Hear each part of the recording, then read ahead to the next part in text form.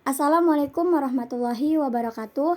Saya Bella Lestari, nomor absen 8, dan dua teman saya, Ataya Widi Khairani, nomor absen 6, dan Ilham Nurma Arifin, nomor absen 17. Kami dari kelompok 2A, kelas 11 MIPA 6, akan mempresentasikan hasil kerja kelompok kami, yaitu tentang penjajahan pemerintah Belanda.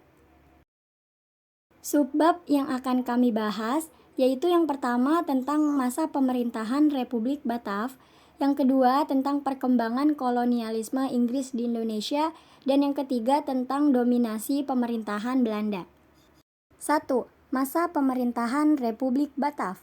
Pada tahun 1795 terjadi perubahan di Belanda. Muncullah kelompok yang menamakan dirinya kaum patriot. Kaum ini terpengaruh oleh semboyan revolusi Perancis, yaitu liberté, kemerdekaan, égalité, persamaan, dan fraternité, persaudaraan. Bertepatan dengan keinginan itu, pada awal tahun 1795, pasukan Perancis menyerbu Belanda. Raja Willem V melarikan diri ke Inggris. Belanda dikuasai Perancis. Dibentuklah pemerintahan baru sebagai bagian dari Perancis yang dinamakan Republik Batav. Republik Batav dipimpin oleh Louis Napoleon yang merupakan saudara dari Napoleon Bonaparte. Raja Willem V kemudian mengeluarkan perintah yang terkenal dengan surat-surat Kew. Isi perintah itu adalah agar para penguasa di negeri jajahan Belanda menyerahkan wilayahnya kepada Inggris, bukan kepada Perancis. A. Pemerintahan Herman Willem Daendels. Herman Willem Daendels sebagai gubernur jenderal memerintah di Nusantara pada tahun 1808 sampai 1811. Tugas utama Daendels adalah mempertahankan Jawa agar tidak dikuasai Inggris. Sebagai pemimpin yang ditunjuk oleh pemerintahan Republik Batav, Daendels harus memperkuat pertahanan dan memperbaiki administrasi pemerintahan.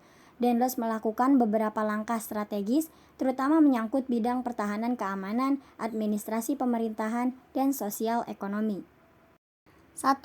Bidang pertahanan dan keamanan. Dalam rangka melaksanakan tugas pertahanan Jawa dari serangan Inggris, Daendels melakukan langkah-langkah berikut. Yang pertama, membangun benteng-benteng pertahanan baru. Kedua, membangun pangkalan angkatan laut di Anyer dan Ujung Kulon. 3. Meningkatkan jumlah tentara dengan mengambil orang-orang pribumi, karena pada waktu pergi ke Nusantara, Daendels tidak membawa pasukan.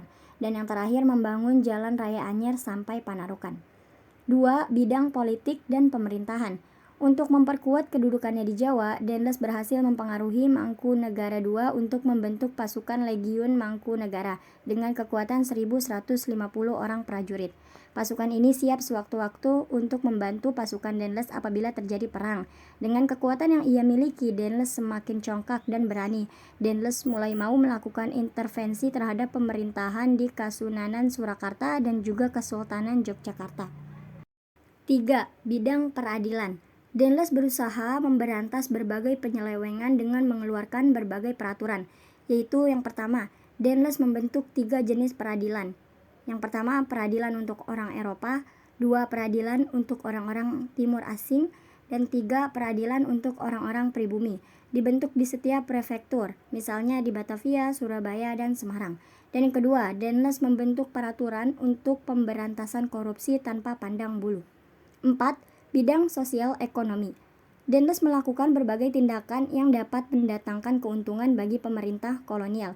Beberapa kebijakan dan tindakan Daendels itu misalnya 1. Memaksakan berbagai perjanjian dengan penguasa Surakarta dan Yogyakarta. 2. Meningkatkan usaha pemasukan uang. Dan 3. Meningkatkan penanaman tanaman yang hasilnya laku di pasaran dunia.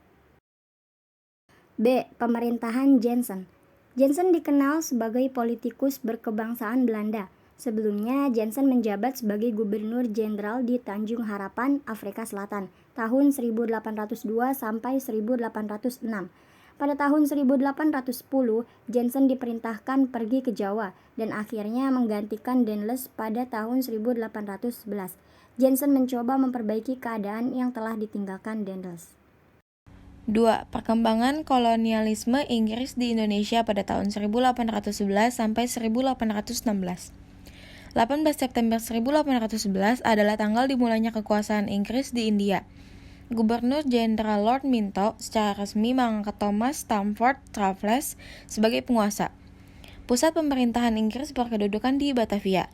Sebagai penguasa di Hindia, Raffles mulai melangkah-langkah untuk memperkuat kedudukan Inggris di tanah jajahan. Dalam rangka menjalankan pemerintahannya, Raffles berpegang pada 3 prinsip, yaitu yang pertama, segala bentuk kerja rodi dan penyerahan wajib dihapus. Yang kedua, peranan para bupati sebagai pemungut pajak dihapuskan.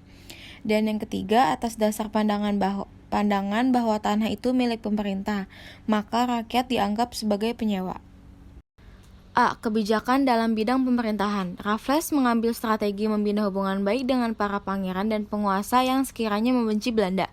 Strategi ini sekaligus sebagai upaya mempercepat penguasaan Pulau Jawa sebagai basis kekuatan untuk menguasai Kepulauan Nusantara. B. Tindakan dalam bidang ekonomi.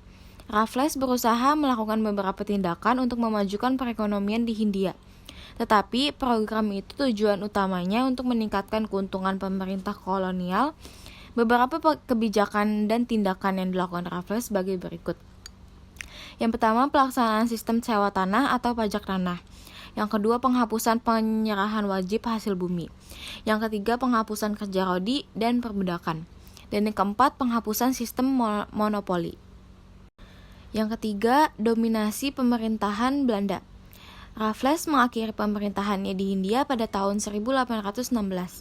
Pemerintahan Inggris sebenarnya telah menunjuk John Vandal untuk menggantikan Raffles, tetapi pada tahun 1814 sudah diadakan Konvensi London.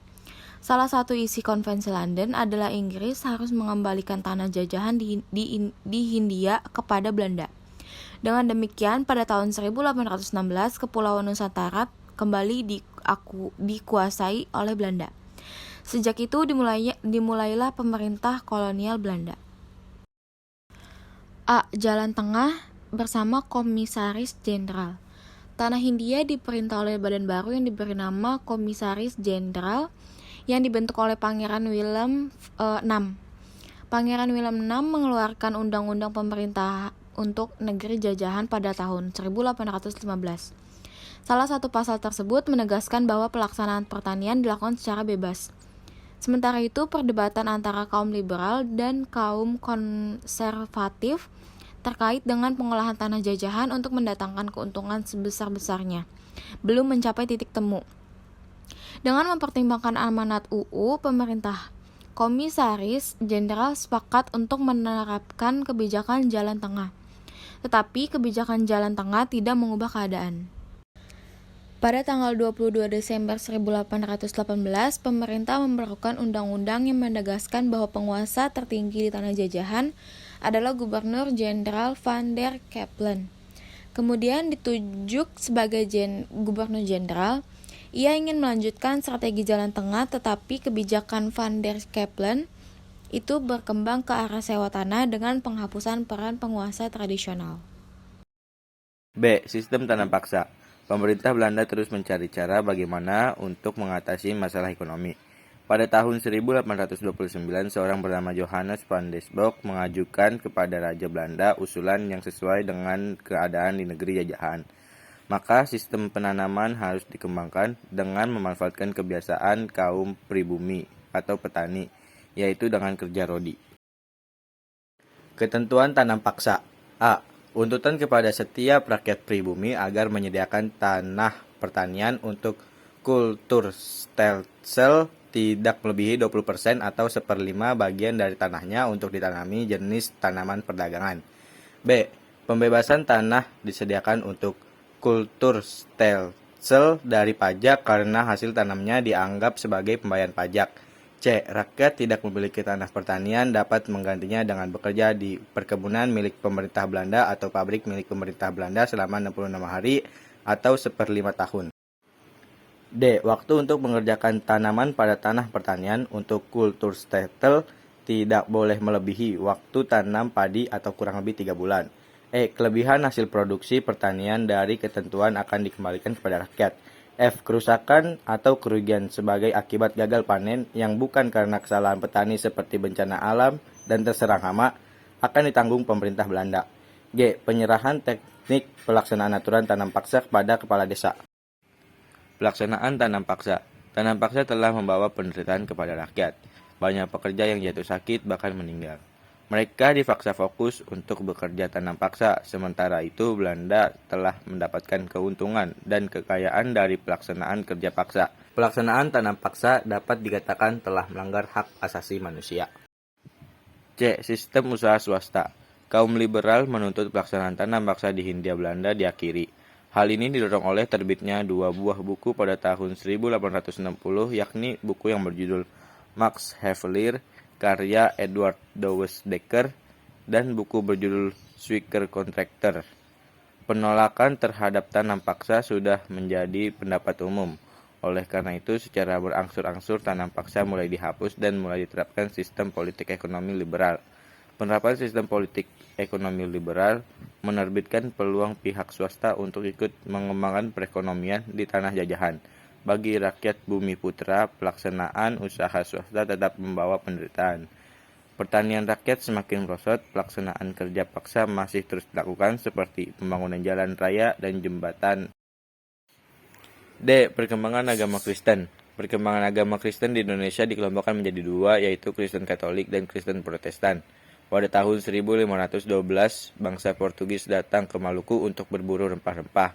Kemudian datang Portugis untuk menyebarkan agama Katolik. Penyebaran agama Kristen ini juga sangat intensif saat Raffles berkuasa. Agama Kristen berkembang pesat di Indonesia bagian timur. Perkembangan Kristen Jawa ini sangat dapat dilepas dari peran Kai Sadak dalam pertolongannya mencari keyakinan agama. Akhirnya ia memeluk agama Kristen setelah dibaptis pada tahun 1867. Ia kemudian mengembangkan Kristen Protestan dalam kandungan budaya Jawa. Pengikutnya pun semakin banyak. Kiai Sadak juga tidak mau tunduk dan bahkan kemudian memisahkan diri dari gereja Protestan Belanda. Ia tinggal dan mengembangkan Kristen Protestan Jawa ini di desa Karangyoso. Terima kasih atas perhatiannya. Itu saja yang dapat kami sampaikan. Semoga dapat bermanfaat.